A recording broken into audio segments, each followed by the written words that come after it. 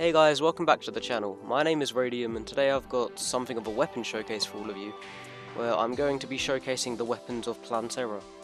I'm sure most of you know already the boss. You fight it after the mechs, it's a giant bulb and it has a variety of incredibly cool weapons that it drops. So for this video I attempt to review all of them and give you my solid opinions on them. For a start I want to just update you with my loadouts. I'm using the full hallowed armor this fight with the different headgears depending on which class I'm using at the time.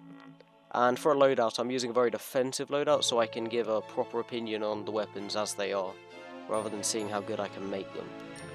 With all of that said, additionally I'll be testing these weapons up against the Queen Slime, because I feel like it's a bit of a faster fight to get the bosses done basically. With all of that said though, let's get into the first weapon, which is going to be for today the Nettle Burst. I'm going to be reviewing these not really in any significant order, just in the order I feel like it, and I've already got a mage helmet on so might as well. This weapon shoots this beam. It's like an upgrade to the Vile Thorn. It's infinitely piercing and incredibly powerful if used in very specific situations, but I don't know how it will do for something like Queen Slime. Let's see. Okay, straight away the weapon seems if it's struggling, which is a bit worrying. The difficulty, mind you, is only for normal, so we shouldn't be experiencing that many troubles. Okay, so the DPS already I can tell isn't too stellar, which is kind of unfortunate, but what can you do? It's not really used for bosses as such, at least not bosses like this with a single hitbox. Because this weapon shines in places where, like for example, worm bosses, or just enemies like Golem, where multiple segments need to be striked to maximise damage. So I'm most likely not going to finish this fight. This weapon just isn't all that great in all honesty. But it's, in very specific circumstances it can be usable. And obviously the main advantage of this weapon is it goes through walls, so if you need to farm, say, a Martian invasion and you're concerned about anything but the saucer, then you can farm out those ground enemies very easily with something like this. Anyways, that's my opinions on the Nettle Burst. Alright guys, next up we have this weapon known as the Wasp Gun. It's another mage weapon. It does 36 magic damage with very fast speed. It's basically an upgraded variant of the Bee Gun. And I love that weapon for pre-hard mode, but in all honesty I never really get a chance to use this, so I'm kind of excited to see what it does against the Queen Slime. Let's spawn it in. It spawned down there, give it a moment to come back up. And let's see, will it be better than the Nettle Burst? It's doing alright. The thing with this is obviously it's going to be good for crowd control because the swarm of bees will be able to deal with these enemies very easily. But they still suffer from the downfall in the sense that they despawn after a while. It is a better weapon than a Nettle Burst at least, but still not great considering at this moment in time when you're getting this weapon, you have options like the Terror Blade, the Eye of Cthulhu Yo-Yo, the Chlorophyte Shotbow, heck even like the Blizzard Staff, and this just falls so short. Alright guys, the next weapon we have to review is the Leaf Blower, the final magic weapon from Plantera out of the 3 we've got so far. It does 57 magic damage with insanely fast speed, which sounds incredible. I haven't used this thing for so long, so I don't know how it's gonna do. Let's see. Alright, so the shots don't pierce, which already puts it behind the other 2 weapons so far. So it's not good for crowd control, where the other 2 at least were. Let me pop some potions. Just so I can keep mana regeneration good. Obviously, it's very lackluster in terms of crowd control, and honestly, considering it has insanely fast speed and that kind of damage, I was hoping it would shred through this boss, but it's only doing about 400 DPS, whereas something like the Mega Shark or the Chlorophyte Shotbow would do so much more at this stage. Even something like the Rainbow Rod would be more effective, honestly. And yeah, somehow it's not even effective against this very simplistic boss. I honestly reckon you'd struggle if you had to use this thing for like Golem. and in my opinion this is the least versatile out of the three magic weapons Plantera drops. Although not technically or statistically the worst. Alright guys, next up we have the Pygmy Soft, which I'm somewhat excited about. I haven't used Summon all that much this year, so I couldn't tell you how good it is. I'm going to load myself in a basic whip as well. I don't know which is a good one, but I'm just going to give myself the Durendal, just to see what kind of damage we're looking at applied with a whip, as well as just the Summon on its own. The Pygmy itself is just this little dude with spears. He's quite good, I believe. Let's see. If you tag with the staff, they do decent damage for a summon, honestly, and the AI is quite good. When paired with a whip, which you're supposed to be using simultaneously at this point, it is quite effective. But I won't try and let the whip influence this fight too much.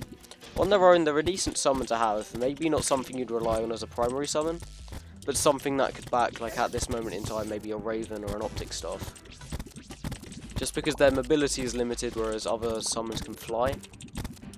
And if they miss their spears, which is quite likely considering the non-homing and slow projectiles, as well as the fact that they're non-piercing, they're not really suited to be on their own. However, they're still a decent item. I'd be very happy if I got a Pygmy Staff from Plantera. Alright guys, next up we have the Grenade Launcher. This weapon is something quite different to everything you've seen so far. It's a ranged weapon, obviously. It does 73 range damage with a basic setup like this. Very fast speed now, and it's automatic, which is very nice. They've made some minor changes. This weapon used to be unusable, but now I believe it is significantly better. I'm using a mini nuke, so this is going to be quite a bit better than it should be. But let's see. Ooh, okay, yeah, this is the first weapon I have to say I very much like. It absolutely shreds the boss, and you're not even getting to see the summons because the explosive radius of the shots.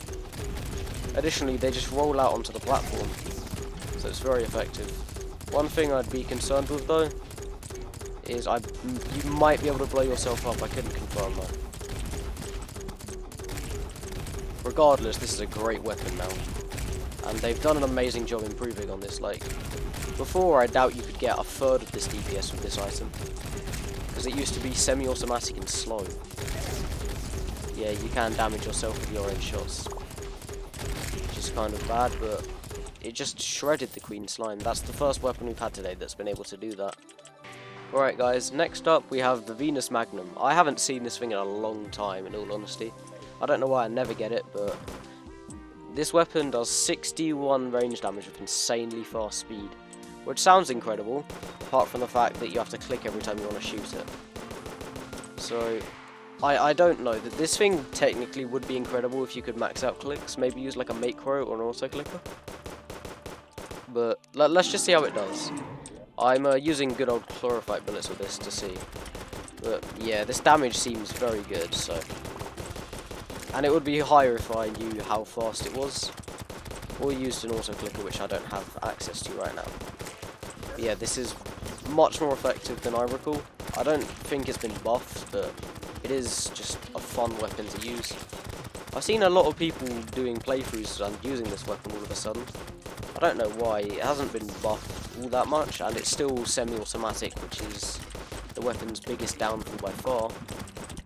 But it's an improvement regardless, and it's fun to use, so it's pretty much the final upgrade, similar to the Phoenix Blast for the rest of the game initially. Alright guys, next up we have the Seedler. I absolutely adore this weapon. It does 58 melee damage, which doesn't sound incredible with fast seed, but honestly this sword is amazing. It shoots these small grenades that explode into these small spores, and they do a ton of damage if you connect with luck. So let's spawn the Queen Slime and see how it does. The only downfall of this weapon potentially is the fact that its range is kind of bad, but then again it is a sword, so that is to be expected, I guess. In terms of crowd control, it does explode, and the shards that come out of the main blast, or the main projectile, do very good damage in terms of multiple enemies, despite not piercing. As you can see here, just shredding through the boss. This is definitely a viable weapon for Golem in my opinion. And that's very rare considering most of these drops from Plantera aren't really good enough in my opinion. Or as strong as they should be to say the least. Right, the final complete weapon for today's video, guys, is the Flower Pow. It does 152 melee damage, which just sounds incredible. It's a flail, so it's been updated in 1.4, and it's so good now. This weapon used to be, like, you'd used to sigh if you got it, but now it's incredibly nice to use, very fun. The flails are so much more versatile than ever before, and somehow I haven't tried it out yet. I've only seen footage of it. Let's see. Ooh, okay. Yes, this thing is definitely usable now. Additionally, it shoots these homing or like razor sharp petals out, which damage enemies too. You see, I'm not connecting with the boss and it's still shooting those petals. They don't do all that much damage, but it's still very nice that the weapon has alternate damage. It's not incredible, honestly. Like, from what I've been hearing from other people, I was expecting it to like demolish bosses. And obviously it's kind of lacking against the Queen Slime here, but yeah, what can you do? It's still decent. Alright guys, the last major item that Plantera drops is the axe. This is an incredibly rare weapon. I believe it has something like a 1 in 200 drop chance. Sorry, I can't speak. But it's a hammer, it's an axe, and it's also a guitar with 84 melee damage. I won't be doing this on a boss because trying to close up melee the Queen Slime will just end up in me dying. But it's an incredibly good axe. So I believe it stacks up to pretty much near enough to the Solar Ham axe and those kind of Luminite tier items, which is very nice. It's just an extremely rare weapon that a lot of people don't get, so despite its lack of usage, I thought I'd still manage to show it off. Honestly, I think that's pretty much everything covered in terms of Plantera's drops. They're not too great, honestly. Like, considering, as I've said, what you're using at the time are items like the Mega Shark, the Chlorophyte Shot Bow, the Terror Blade, the Death Sickle, and they all just outshine these weapons completely, save for like 1 or 2 of them. But they're still nice to get. There's something of a vanity to getting these items, and obviously defeating Plantera unlocks more than just the simple options of weaponry. Anyways, that's pretty much going to be it for this video, guys. I know it's been a bit of a short one, but I've had to do a double upload today, so if you will excuse me, I will try my best to begin the new series of the channel soon. It should be really exciting. In the meantime though, I just have to say thank you all so much for watching this video, and I'll see you all in the next one. Thank you guys.